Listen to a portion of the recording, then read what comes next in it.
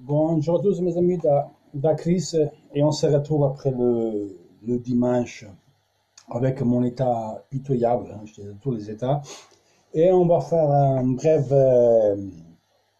débrief du match et on va voir ce que peut nous arriver avec cette qualification dans la Ligue des Champions. Beaucoup d'entre vous nous ont écrit en privé, donc je n'aurai pas à répondre à tout le monde, les gars, parce que vous êtes beaucoup, j'ai un travail, mes équipes italiennes aussi. J'ai le groupe, j'ai la page Facebook, pas mal de choses à tenir derrière, c'est pas facile. J'essaie de répondre dès que je peux. Donc, le débrief, on commence avec on revient à dimanche, le match. Sur le match, sur totalité du match, bon, bref, vous avez écrit côté de Chris Ultras, donc comme les insultes à la de la Juve de Milan, parce que pendant toute l'année, ils sont cassés les couilles, même en privé, à me manquer de respect, qui me menaçaient, tout ces cagades comme ça. Donc là, alors, je me suis laissé aller, parce qu'en plus, je vis les autres de la Juve, c'est ce qu'ils font avec nous. Et dernière chose, hier la télévision de la Juventus, la J Juventus, la J Merde, ils ont, eux, fait un classement qui après eux avec les aides arbitrales. Donc avec les affaires les aides arbitrales, l'Inter finirait cinquième. Et c'est eux qui nous disent, qui nous ont volé le match. Et le match contre l'Inter, il était intéressé pour qu'eux le gagnent. Parce qu'on a joué à 10 pendant 60 minutes et eux de finir à 8. C'est eux qui font le classement. Et il y a d'autres qui disent que le dépôt du contrat de Devray avant le match, c'était illégal. Et pendant 11 mois, il ne pouvait pas jouer contre nous. Déjà, les gars, moi, je suis content. Et alors, encore, pendant vous, le plus bas, bâtard de la Juve, je suis encore content. C'est encore plus beau comme ça, bandé. Je bats encore plus. Vous savez pourquoi? Parce que leur fête de leur championnat, c'est déjà fini. Parce qu'ils marronnent qu'on a la Ligue des Champions. Parce qu'on revient vous faire un cul comme ça. La dernière équipe, c'est nous qu'on a gagné la Ligue des Champions. C'est pas vous. C'est nous qu'on l'a gagné. Et aujourd'hui, c'est le 22 mai. Le 22 mai. Aujourd'hui, on a fait l'histoire. L'Inter, le seul club italien, avait gagné championnat, Coupe Italie et Ligue des Champions. Il faut rajouter la Supercoupe d'Italie. Et de la même année, on avait gagné le champion du monde par club. Ça fait la Manita. On avait gagné les 5. Pas le jour, tu peux que l'on rêve ta rêve, ça. Tu vas ta rêve. Tu gagneras. Comment vous gagnerez la Ligue des Champions? Vous allez voir quand vous la gagnez. Nel 3545 peut-être, et encore, même pas là, vous gagnerez plus, c'est des merdes, voilà. Plus vous marronnez, plus je suis content, plus je bande, malgré moi comme je bande là. Vous marronnez parce qu'on est fini quatrième, imaginez-nous, à vous, sinon on va gagner le championnat, parce qu'ils vont se suicider.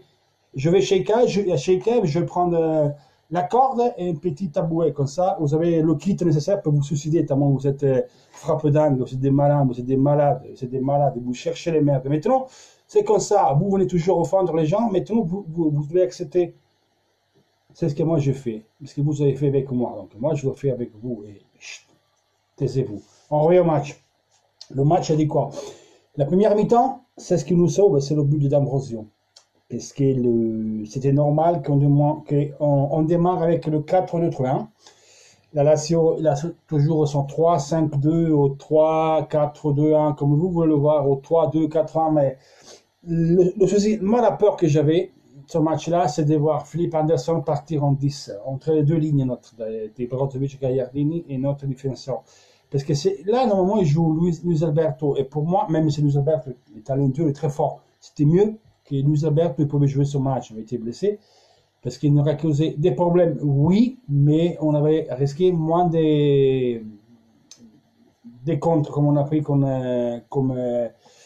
Philippe Anderson, qui lui, c'est quand il part, il nous dévaste. C'est dévastant, les rapides, la dribble, la frappe, vous savez, les rapides, et là, on a souffert. Et c'est là qu'entre jeux, on a souffert, parce que Brozovic comment dire, et Vecino, ils avaient du mal quand on récupérait la balle, pour redémarrer, parce qu'on avait même aussi,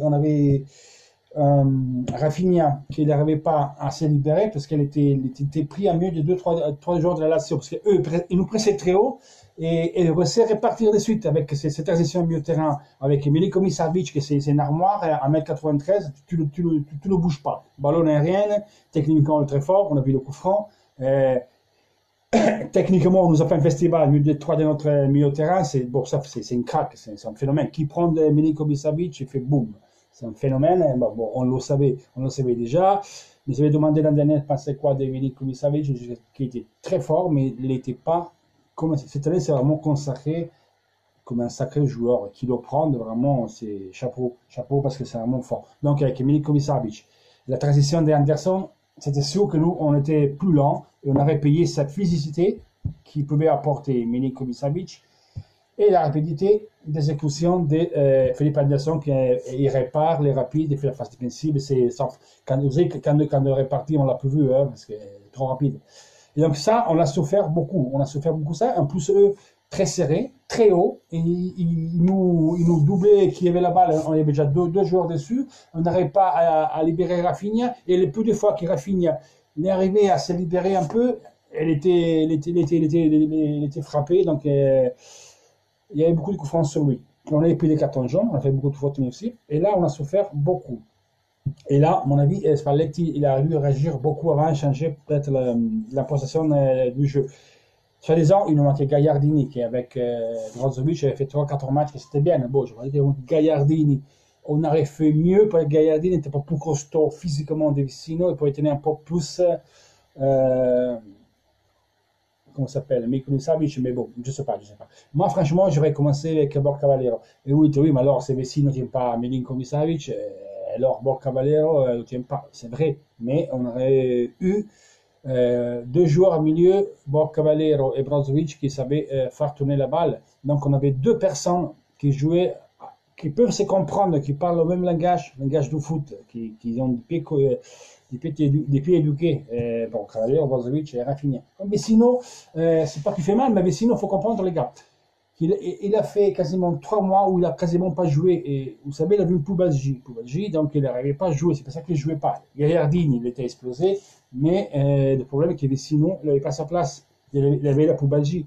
Parce qu'avant que Vecino, il avait sa blessure qui est très fastidieuse, c'est Poubalji. Gagliardini n'était pas titulaire, on est d'accord, parce que moi je suis le premier qui était que Gagliardini ne peut faire de passe. Après, je disais toujours Gagliardini et Vecino, et ça, dites-moi que c'est pas vrai. J'ai toujours dit Gagliardini et Vecino ensemble. En 6, ils ne pouvaient pas jouer. Il fallait soit Borja Valero, soit Brozovic, soit Rafinha. Ou... Quand on avait João Mario a fait une de matchs qui était correcte. Correcte, je dis. Pas qui était correcte. C'est ce qu'a fait Brozovic et João Mario peuvent le faire. Il a fait deux matchs corrects, après, soit la ressortie, il a pu jouer, soit quand il a remis, il a remis en 10. Et João Mario, c'est pas en 10. Et parlez-vous le match de l'an dernier, Inter Juventus 2-1, on a joué contre Condobia, João Mario et Banega. Et on a gagné que le jour où on a fait le plus beau match des 2 années, c'était Inter Juve 2-1 contre des bons coachs. Donc, vous voyez ce que je veux dire? Donc, la première mi-temps, ça doit extra luxe, extra, parce que ça avait 2-1. C'est déjà 2-1, c'est 3-1, on n'avait rien à dire. En fait, moi, je montrerai le screen, je disais un Châtellmine et un autre youtubeur de l'Inter. Pour le moment, ça nous va de luxe, il faut être content. Peut-être que la Lazio, il va regretter ça, parce que dans le foot, on dit but manqué, c'est but encaissé. Bon, ça nous va des chances sur le coup franc, c'est Porto. Et ensuite, la Lazio, il aurait pu marquer des buts, ils n'ont pas marqué. Andanovic, Super Arrête sous Barbares ou Milinkovic Savic, ils pouvaient être un peu mieux, eux, de l'entrejeu, ils pouvaient faire un peu mieux, à mon avis, la Lazio. Et je pense qu'heureusement qu'ils n'étaient pas encore brillants comme il y avait 2 mois. Il y avait 2 mois, la Lazio Inter, pour un premier temps, pour en prendre des 4, ça c'est certain. Moi, je vous le dis avec toute mon honnêteté, ma sportivité. C'est la Lazio, c'était cela qui jouait il y avait 2-3 mois, on en prend des 4, parce que les derniers matchs, les 3 derniers matchs, la Lazio font 2 points. Et nous, on a fait 6. Parce qu'on perd contre Sassuolo, on gagne à Clodinese et on a gagné hier contre la Lazio. Dimanche contre la Lazio. Donc, ils ont fait 2 points. Nous, on a fait 6. Égalité. Après, c'est la confrontation directe. Donc, on a fait 4 points contre la Lazio et eux font 1.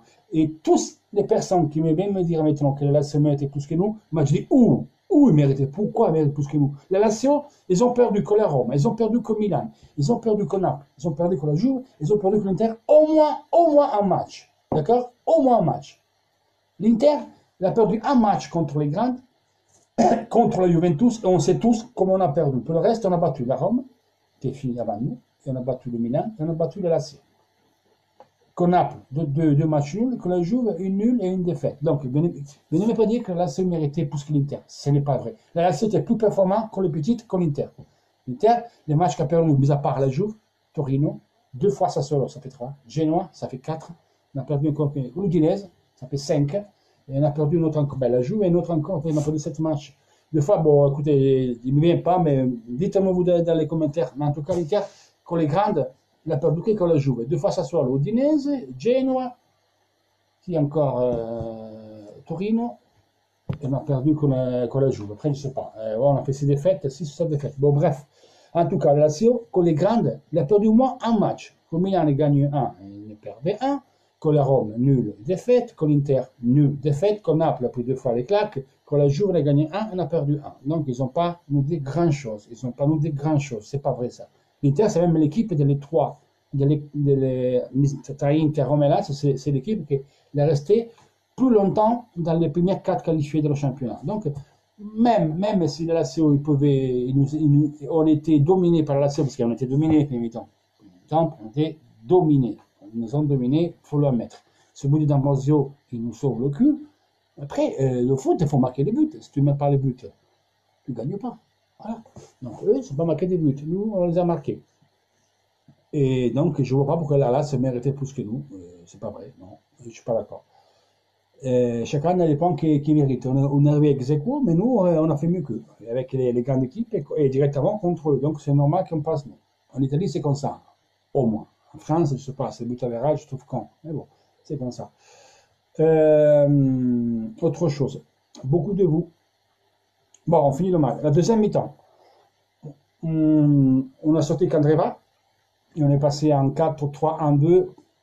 On a commencé à être un peu plus bilancé.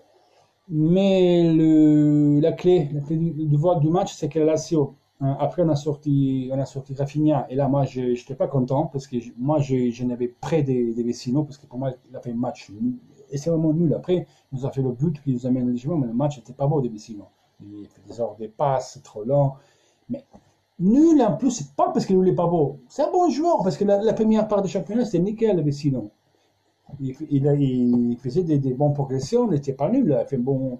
Et aussi Borcavallero, c'est la poule d'aller, on a fait beaucoup de points, il faut dire merci à Borcavallero, Vecino, que vous me disiez, ou que les mecs qui m'insultent me disent, il faut dire merci à Borcavallero, Vecino, qui sont vaincus comme ça, c'est eux qui jouaient. L'équipe n'était pas bonne, mais eux ils faisaient bien, ils nous gardaient bien la baraque, parce que Brozovic, il a bien fait les derniers 8 matchs, tout le monde, on veut qu'il reste, c'est Brozovic, c'est celui-là de maintenant, ok, mais que Brozovic, on va voir à la rentrée, est-ce que ce sera lui ou ce sera un autre? Voilà, parce qu'il a été sifflé. Moi, j'étais à Inter-Bologne quand on l'a envoyé chez tout le public, et c'était pas la première fois qu'il s'est fait insulter. Ouais, d'Inter-Bologne, arrivé à la fin, il avait manqué 8 matchs. Après, il s'est réveillé. Au manqué 10 matchs. Le match d'après, non, le match d'après, il n'avait pas joué. Et la redémarré le match d'après, il a fait un bon match. Donc, ah, les gars, on ne va pas trop dire que Vecino n'est pas beau. Je dis qu'il n'était pas beau, il était nul sur le match, mais manque de conditions, parce que le joueur, quand tu joues plus 3 mois, le rythme de jeu, c'est plus le même. Parce qu'en plus, il avait fait rentrer, avant le match contre la Juve, il avait fait 20 minutes pour donner un peu de minutage dans les jambes, et quand la Juve a pris un rouge après 15 minutes. Donc, à l'arrivée, il n'a pas joué le match d'après, qu'on avait fait 5 poires à l'Udinese, et quand Sassuolo est rentré, il était nul. Le 8 matchs contre Sassuolo était nul. Là, bon, il nous amène en Champions, on n'a pas fait un super match. Donc, nous, il faut sortir Rafinha. C'est vrai que Rafinha n'était pas dans sa meilleure journée. Il n'avait pas trouvé la position. Il était pris au milieu de ces cages qu'avait fait Inzaghi. Mais à un moment donné, je trouve que la Lazio a commencé à reculer un peu trop. Battre un peu des fatigues physiques. C'était normal. Ils ont fait au moins 15-16 matchs plus que nous cette année. La Lazio. Entre arriver les quarts de finale en Europa League, les demi-finales comme Milan en Coupe Italie, 2-4, ça fait 4 matchs en Coupe Italie, parce que 8e, quart, c'est un match seul, et les demi-finales, c'est aller-retour, ça fait 4 matchs. Ils ont fait l'Europa League 6 matchs de poule, il y a eu les 16e, les 8e et les quarts. Donc, les matchs, ils ont fait 12 et 4, ça fait 16. Ils ont fait, nous, on a fait quoi? On a fait 2 matchs de Coupe Italie, donc eux, ils ont fait 14 matchs plus que nous. Donc, c'est normal qu'ils sont pas fatigués. Donc, eux, ils ont baissé un peu. Et nous, avec ce change, Caramo, vous me dites que tu serais fou, mais il a changé le match. Et on a changé même le mode de jouer avec Caramo. Quand il est rentré Caramo, on est passé 4-3-1-2 au 4-3-2-1, mais on a mis carrément à côté des Icardi, donc on a créé des espaces. En fait, après on a vu déjà quelques occasions. Bon, il y avait le penalty qu'ils nous ont donné. En fait, après, ils touchent. J'étais passé, c'était pour penalty de ceux de Milinkovic-Savic. Mettons, j'en doute. Bon, c'est vrai que c'est bras haut, on ne sait pas si ça compte le bras haut et c'est épaules. En tout cas, ils nous ont point donné. Mais on a vu déjà une ou deux phases de jeu et c'était pas mal. Après, on a trouvé le penalty. Juste après le penalty, que je dis que Devray l'a fait exprès. Oui. Devray, bande d'enculé, il a fait sauver 2 balles sur la ligne, une à Crotone et une de match d'après. Il a marqué 2 buts. Taisez-vous. Devray, alors, si vous voulez pas que l'Inter ait de la ne marquait pas de but, il ne sauvait pas la balle contre Crotone sur la ligne. Arrêtez de dire des cagades. Arrêtez de dire des cagades. Arrêtez. Il était une demi-heure sur le terrain, Devray, ce match-là. Icardi n'a pas touché un seul ballon. Mis à part l'occasion qu'il a vue face au goal la première mi-temps, et le but de D'Ambrosio, qui est beau, Icardi n'a pas touché son ballon, il était nul lâché, l'Icardi, nul lâché. On n'arrivait pas à le servir, et lui, il bougeait pas trop, et il était pris entre les deux, et Devray, il n'a pas fait toucher un ballon à Icardi. On dit la vérité, on dit la vérité. On a vu le penalty, Icardi, superbe, parce qu'il faut voir beaucoup comme ça, le marquer, c'est un penalty qui c'était lourde. Imaginez-vous s'il ne met pas ce penalty, Icardi, qu'est-ce qu'il a coupé de la gueule? Par moi, par tout le monde. Par tout le monde, par tout le monde. Elle a vu sang-froid, et d'ailleurs, il finit premier meilleur buteur avec Immobilier, 29 buts. Félicitations à lui, félicitations pour le penalty, tiré super bien, parce qu'à l'aller, comme ça sur l'eau, on nous a manqué un penalty, car elle a bien fait, elle a bien frappé. Donc, c'est une grosse responsabilité, parce que si tu manques le penalty là, c'est fini. Donc, il faut le mettre, hein, quand tu vas là-bas, il ne faut pas trembler, il faut le mettre. Et il l'a mis. Carrément, on l'a fait démarquer une but, encore sur une autre action. Mais carrément, c'est un petit qui aurait dû être utilisé beaucoup plus. Parce que, à mon avis, Spalletti encore, pendant le match contre la Lazio, il a fait des erreurs. Parce qu'il lit mal les matchs. Cette fois, il a eu raison de lui, parce que Vecino marque un but. Et je suis content qu'il a gardé. Et après, on a fini à 3. Dès qu'a mis Ranocchia, on a fini à 3, parce qu'il s'est joué Ranocchia, Skriniar, Miranda, Cancelo et Perisic, tout de côté. Après, dès qu'il rentrait dans Ranocchia, on a marqué le but et on a fini comme ça. Et on a vu après tout le monde s'est sacrifié. Eder, il est rentré très bien dans le match, il s'est fait un cul conseil. Tout le monde s'est battu, donc il mérite tout notre compliment. Mais disons que l'Inter l'a joué, allez, quand on trouve le deuxième penalty, on a joué 13 et 4, 17 minutes, 18 minutes bien avec les arrêts de jeu, que peu les arrêts de jeu, par exemple Icardi, une fois il manque la balle, il a fini avec les crampes Icardi, parce que je l'ai vu après quand ils sont entrés sur le virage, assis par terre, que il a manqué les glisser sous une option qu'on pouvait faire un quatrième but, et il a mal négocié la passe pour mettre dans les cages Caramo, et il y avait le défenseur de la Lazio, le Belge, comment il s'appelle, pas le nom, Lukaku, qui nous prend la balle. Il peut faire un peu mieux. Je pense qu'il y avait. On a géré un peu mal la balle en 2-3 situations. Pour le reste, on n'a rien à risquer. Bien sûr, le temps ça ne passait pas. Et Caramo s'est fait plus constant en phase défensive. Je m'appelle un tech qui glissait sous Lukaku. Eder, pareil, il est venu à défendre, il est venu à défendre. Tout le monde s'est battu, Et pendant le match en soi-même, tout compris, même quand on ne faisait pas bien, il y avait 2 joueurs qui méritaient en bonne votation. C'était Perisic, l'autre c'était Brozovic, et l'autre c'était Andanovic qui nous sauve le cul sous la tête des Milinkovic. Les autres, c'était pas un bon match qu'ils ont fait tous. Hein. Après, c'est ce qu'on peut dire, l'envie d'y aller quand on a égalisé, quand on a eu le penalty refusé, que bon, ils ont regardé, mais bon, là, souvent, c'est dans de l'adrénaline, on a trouvé ce but, et après, les matchs, ça change. Eux, ils commencent trop à reculer. Nous, on trouve le penalty, on marque, eux reculent encore plus et commencent à se chier dessus, justement. Nous, on n'a plus rien à perdre, donc là, ça va. Soit tu prends un but en contre, soit tu finis à 2, mais eux, nous, on n'a plus rien à perdre. On avait Eder, on avait Perisic, on avait Icardi, on avait Caramo, qu'est-ce qu'on doit faire? On avait sorti Rafinha, mais bon, il n'était pas en journée, et donc on essayait de faire le pouce à Ranocchia, qui poi était défense à 3, mais il jouait, même, lui, si l'Inter ne marquait pas des suites au troisième but, ça aurait fini avant centre par le jeu des têtes. Hein. Après, on est passé à 3 parce qu'on a marqué le troisième but. Donc voilà quoi. Et voilà, sur le match en soi-même, ça ne va plus que bien sur ce match-là. Disons que toute la malchance qu'on a eue pendant la saison, les revenus à nous, parce qu'on le méritait, parce que c'était destin. Si nous on arrive à la dernière journée et on avait encore une chance d'y aller, moi, c'est ce que j'ai toujours dit, c'est destin comme la Ligue des Champions, et on y allait. Parce que nous, tout le monde est au bout du cul, mais on est une équipe qui a pris plus de poteaux des bas. Au début, c'était la Rome et le Milan. Tout te dire, ah, mais la Rome, ils n'ont pas de chance, c'est pas que des poteaux. Nous, ça, c'est, on est largement, on a 2 poteaux plus que Naples au bas, et personne ne dit rien. Donc, nous, la malchance qu'on a eue à un certain moment, parce qu'à Torino, tu ne mérites pas de perdre quand même, mais bordel, le Milan, ok, c'est mangé un but, on n'a pas eu chance, vraiment. Donc, c'est mérité, c'est mérité. Sinon, on veut au marché, tout le monde, alors on va acheter ça, les gars. Sachez que l'argent qui va rentrer maintenant, ça va être comptabilisé au prochain exercice 2019, juin 2019. Donc, c'est des opérations que tu peux faire à partir du 1er juillet. Mais non, ils n'arriveront pas 3, 4, 5 top. Non, non, non, on ne peut pas. Le fair play, ça reste, il y a des nouvelles normes qui vont rentrer. Paris Saint-Germain, il va être aligné là, vous allez voir. Paris Saint-Germain, Milan, ils vont nous faire un cul comme ça. Et alors, c'est pas terminé. Nous, d'ici le 30 juin, on doit faire 40 millions de survalus. On a fait 17 à peu près, comme je vais expliquer l'autre fois. J'explique où on va faire les 17 millions de survalus. On prend 1 million per chaque joueur. Nagatomo, Jovetic, et l'autre, c'est qui? Jovetic et Nagatomo, il y a encore un autre qui ne vient pas là. Dodo, parce qu'il nous devait des sous. Ça fait 1 million chacun, dans les formules qu'on avait. Ça fait 3 millions. 8 millions, ils arrivent de Condobia. Condobia, il va être racheté à 25 millions. Mais 25 millions ne se rentrent pas, 25 millions dans notre caisse, là. Ça ne rentre pas, 25 millions là-dedans. Non, ça ne rentre pas. Parce que nous, Condobia, on l'a à bilan à 17 millions environ. Donc, 17, 25. Et 17, combien il y a? 8. Donc, ça, c'est la survalue que tu fais, 8. Pourquoi 17? Parce que, comment je peux vous dire, quand on avait pris, il y avait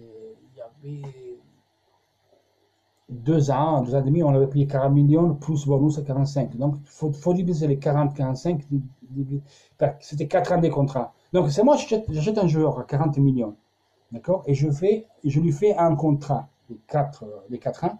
Je dois diviser pour le mettre à bilan. C'est ce que vous mettez à bilan. C'est ce que l'amortissement, c'est ce que vous allez amortir. C'est ce que je l'explique comme ça. C'est, tu achètes à 40 millions un joueur, et à 4 ans de contrat, vous faites 40 divisé 4, ça fait 10 millions. 10 millions.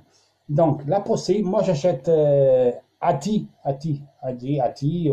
Histoire d'Afrique du Nord, un de mes followers, je l'achète une. Donc, je prends Adi et je l'achète à 40 millions d'euros. Et je le fais compter avec 4 ans.